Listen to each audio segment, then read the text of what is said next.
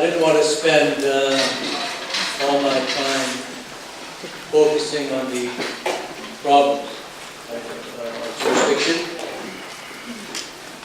although it's one of the fundamental relationship issues that has to be resolved between First Nations and the governments, the federal government and the provinces. I also wanted to talk about this idea of resources. Whenever I negotiate with the province on any subject, or department of Ottawa, I remind them of this. If we had the money, we wouldn't come to you. If we had the resources, we would build the hospitals. If we weren't living in conditions of poverty, with no own source revenue, no wealth of our own, I would never come to you. There would be no need for me to come begging. But it's very important for you to appreciate that as leaders, we don't appreciate being put in a position of begging for our people, for resources that Canadians take for granted. And if the hospitals weren't there, if the medical profession wasn't tending to their needs, if the dentists weren't there, if the physiotherapists were not there, they would be fighting their government for the services. They would be on the streets. The people would be. And yet when it comes to us, it's treated summarily. And if we get too loud in our demands from the Crown for some equity in our relationships, we get targeted as there they go again complaining. Complaining. Those Indians are never satisfied. You know, it gets very tiresome when you're in a leadership role trying to correct injustice. And part of the way in which you correct injustice is to bring equity in the way people are treated in Canada. One of the teachings that I received about 4 or 5 years ago was on one of my golf trips down south in southern Manitoba in Mennonite territory. The Mennonite community in Manitoba had their start with land grants that were given to them to settle in Indian territory. But since then, they have accumulated exceptional wealth. Not because they don't deserve it, but because they work for it. And part of what they did is called collaboration between communities. And between Morden and Winkler, there's a hospital. Right in the middle of those two communities. Almost equal distance from each other. And that's a compromise that they made because they realized they wouldn't get their own hospital, each of them would not have their own hospital. So they collaborated. And they made a decision that was mutually beneficial for them. And I thought, well, what a great idea. Wouldn't it be a wonderful thing if my own people, the Cree people, would collaborate that way? And I remember talking to the chief from our house and saying, why don't we build a hospital there? We're not that far from our house. And Moose Lake could go there, Cross Lake could go there. And, that we could share that hospital for primary care. That's a good idea, but I can't implement it. There's two reasons why I can't implement it. One is the collaboration is not there. But even if it was, I wouldn't have the resources to build it. I would still have to make that trip to the provincial ministry or to the federal government to seek the funds for the hospital. And even as it is right now, we're on a waiting list in my community to extend our water treatment plant.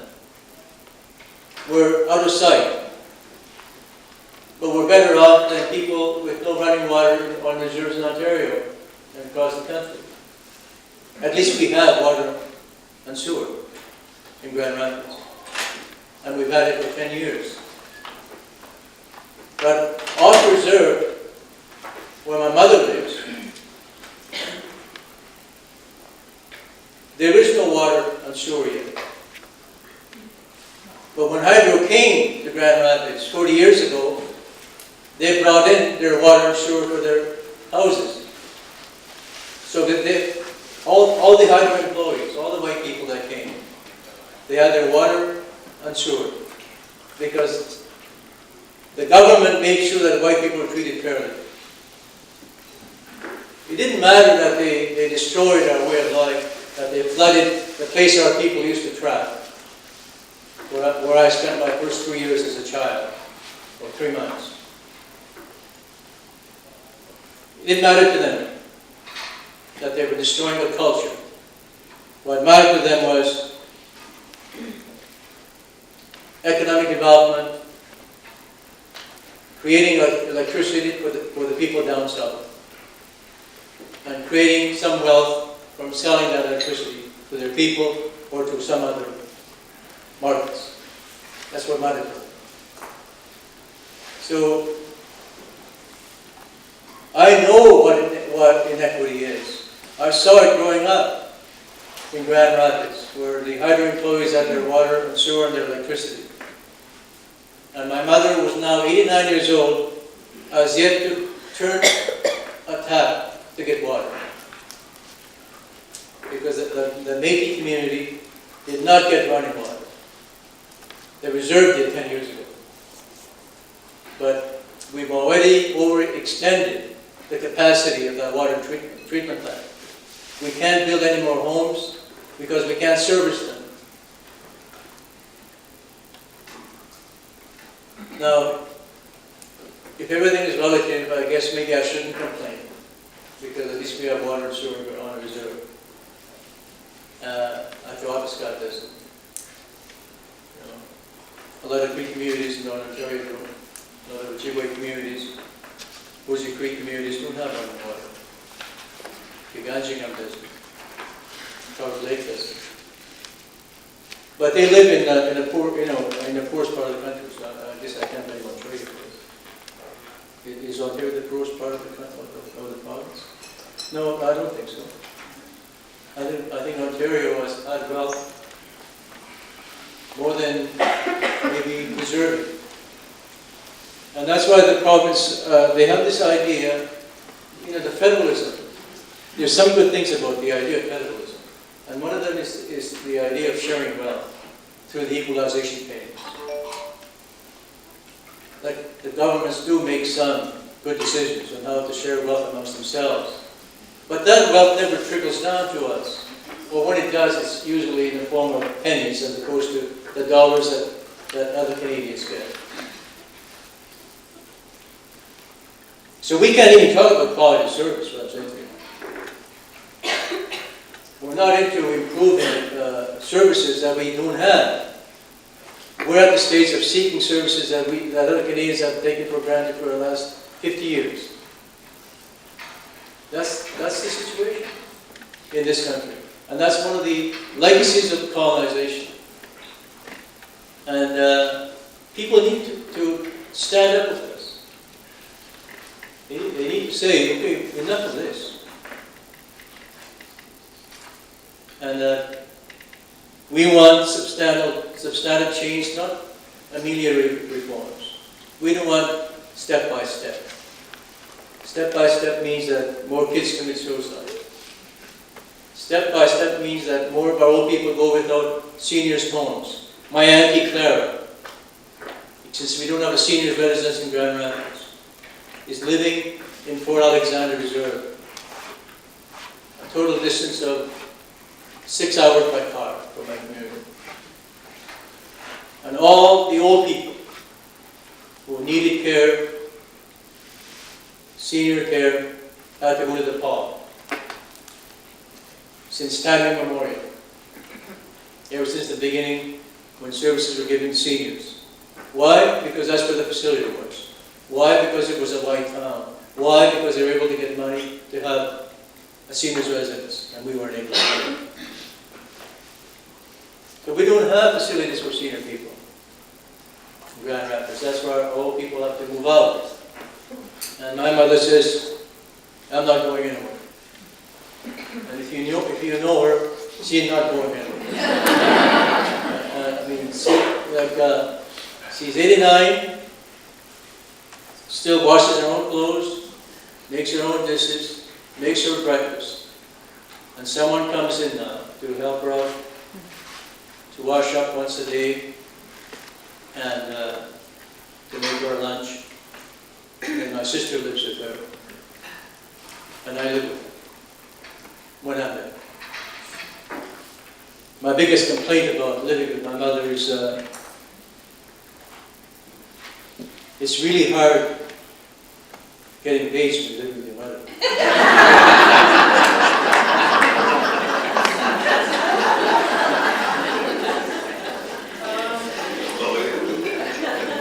Unless he called me yesterday, so I don't know where I was.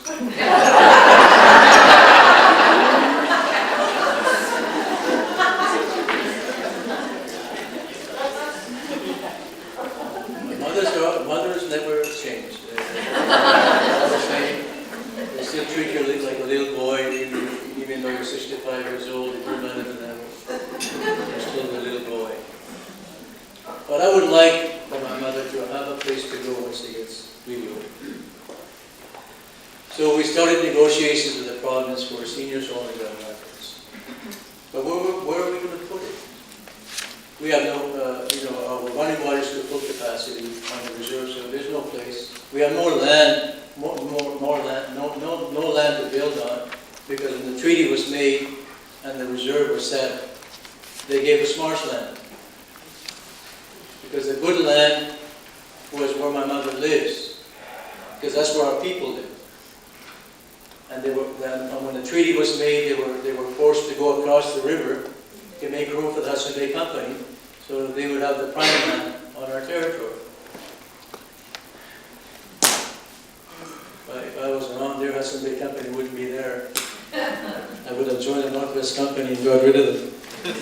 Actually, the Northwest Company came to Grand Rapids too, and one of the few places where there was gunfight between Hudson Bay Company and the Northwesters was in Grand Rapids. Hudson Bay Company prevailed, unfortunately. We all have our history. All the First Nations communities have their own unique history, their own story that they can share with people about their relationships with each other, but also with Canada. And these are tales that tell us what's wrong with the relationship. And these are stories that will instruct us on how to make changes, where the changes have to be made. But we're not listening to each other. And we have not listened to each other for a long time. Not since Confederation. And any other time that the First Nations tried to retain their territory, here in the Great Lakes, for example, when there was a Great Assembly in the 1820s, I think, I forget the year, but that brought 127 chiefs together to talk about their future, the idea of Indian Territory. These ideas of our homeland still prevail. The idea that we have to have our own place under the sun is very much part of our personality. That's why we talk about territory and jurisdiction. It's not only the people in Quebec that talk about sovereignty, we talk about sovereignty too, but we don't discuss it with you. Because we don't want to scare you. So we talk about things like self-government because somehow you can appreciate that a little better. I'll tell you a little story. When the constitutional discussion started in 1982, the chiefs in Manitoba hired me as their legal advisor on constitutional matters. So we went to Ottawa, I think it was 84, somewhere around there, to seek some funding from the department. And they had a fund there to help First Nations participate in constitutional discussions. So we created a committee called the Chiefs Committee on Self-Determination. Now, self-determination is rather a very pleasant word, and it's part of the Declaration, Human Rights Declaration in the United Nations. It's the right of all peoples to have their own culture, their own life, their own authority, you know, their own language and so on, their own capacity to look after themselves and so on. It's a nice word. And the minister, the ADM at the time, wouldn't give us any money. This guy became a chancellor of one university later on. But he wouldn't give us money because he said, why don't you change the committee's name to the Committee on Self-Government? I'm giving you this example. These are real-life examples. I didn't make them up, they happened. But it tells a story about the reluctance of the other side to acknowledge who we are as a people, to embrace us on our terms. We are always placed in a role of fitting in, even when it comes to programs and services. The criteria are established by some agency somewhere away from our communities. The guidelines are in place, and the budget is allocated, and we have to fit into that system. But our needs are greater than that system. And that system doesn't accommodate those needs. And that's part of the problem. That you may have whatever it is, $1 billion, but most of it goes to the hospitals, very little goes to the communities. If most of it is designated for, let's say, primary care, there'd be very little for public health. So the prioritization has to be turned upside down. And the prioritization has to be done with communities on the allocation of wealth. Because that is a solution. That Canada has to share its wealth with us. And the money that we do get, which we hear about in the media a lot, in a condemning way, is a pittance. It does not address the needs in our communities. We have housing crisis in Grand Rapids. There's a housing crisis in every reserve. We're not the worst off community. We happen to be on Highway 6. We have our own source revenue. We're one of the fortunate few people, First Nations, with $2.3 million of their own source revenue annually. And because we have our own source revenue, we can do things, and we do things.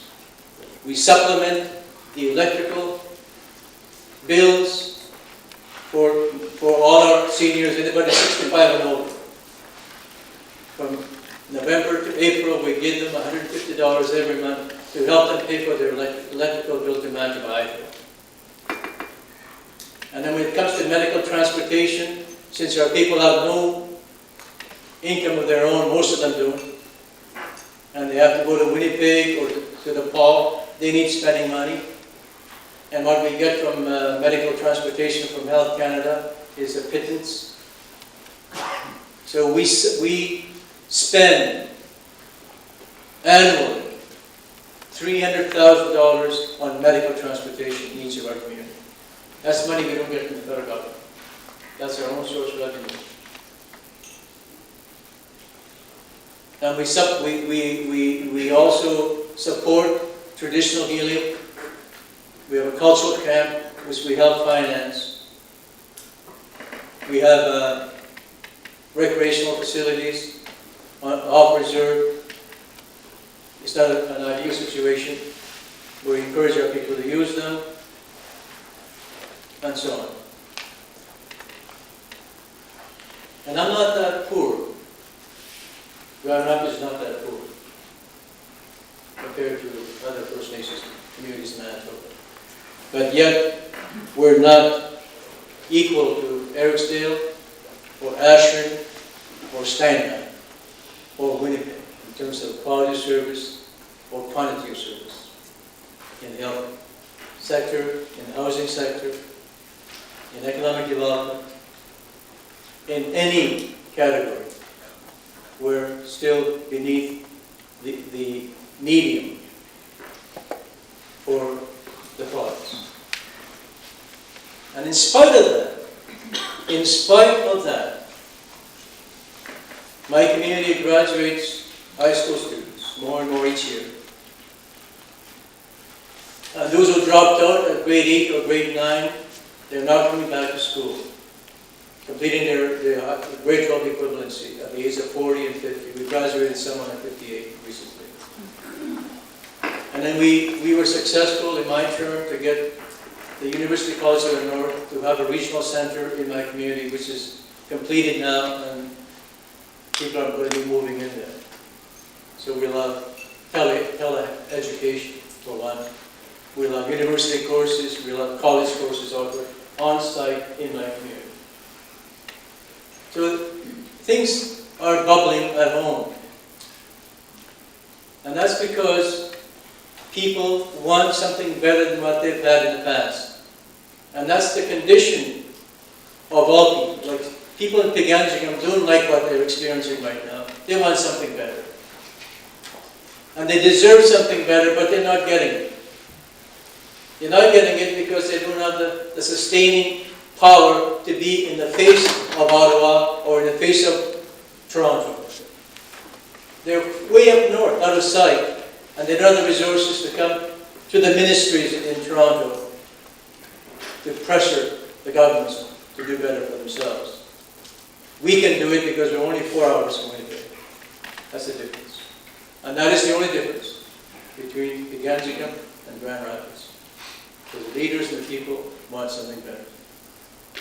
Now when it comes to this idea that I talked about, integration of services,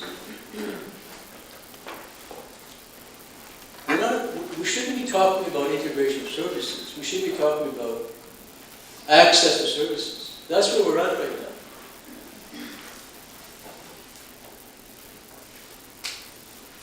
This idea of the federal government's idea of integration of services is to get the provinces more embroiled in our affairs as First Nations people. It's a way in which they can force the provinces to dig deep into their pockets and to provide some services to us, which they do. In Manitoba, there's dialysis facility in the Island Lake region for 4 communities. Our health center will have a dialysis facility. So no one will have to go to the fall twice a week to clean their blood. They can do it locally. Our new facility will also have telehealth. So we don't need that dial-up to the doctors. There can be diagnosis done through the internet. And in our community, we have high-speed internet through the Broadband Communications Initiative of the federal government. It was one of those first things I was able to do as a chief, was to set up our own telecommunications organization. We call it Mississippi Telecommunications Society. We provide all the internet services to our community at a price, and we keep one person employed full-time. And we call it MTS. Because in my province, the bell in Grand Rapids is MTS, Manitoba Telephone System. and all they had was a dial-up system. No First Nations community should only have a dial-up system to the internet, especially in Ontario. No community should, never mind First Nations, no community should be in that capacity. So I was very happy to get rid of NTS under dial-up. And you know, these things, they're not small. They're not small gains, they're major stuff. And through our internet program, we are now exploring the idea of partnering with another company, a satellite company, so that we can do television and sell services and so on in our own, through our own internet provider. Health is more than getting sick. Health is about culture, the way in which people live. It's about nutrition and all these different things that you're very much aware of. And I don't need to elaborate on the determinants for health. You know all about that. What I want you to walk away from my talk is that we better get on to do something for First Nations. We better do it collectively. And we better do it fast.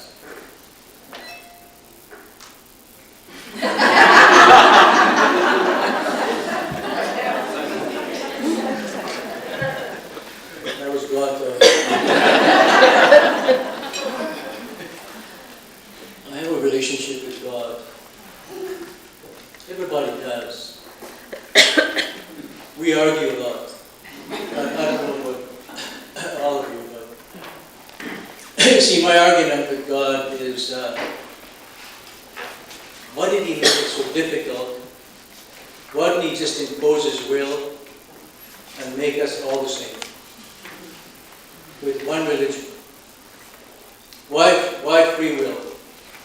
But if you didn't want us to fight, why did you create free will? And as a First Nations person, my fight with Him has to do with, why did you allow the Christians come and do this to us? What's with that? If you're benevolent and kind and all these things that we're taught in our own traditional way, why did you allow that to happen? That's my discussion with God. Because you see, when our people pray to God, and I heard this from Elder Ermine from Saskatchewan. I think it was in Prince Albert, in a gathering, and he got up from the podium, from the floor, and he said, before the Catholics came, or the other Christians, I guess, and that's the other thing about Christianity. What a divided religion. Hey, what a mess you created. He said when our people prayed, when they first came, he said, we prayed like this to the Creator. And then after they got here, he said, and they taught us how to pray, we ended up praying like this, he said. Get down. And when we looked up, our land was gone.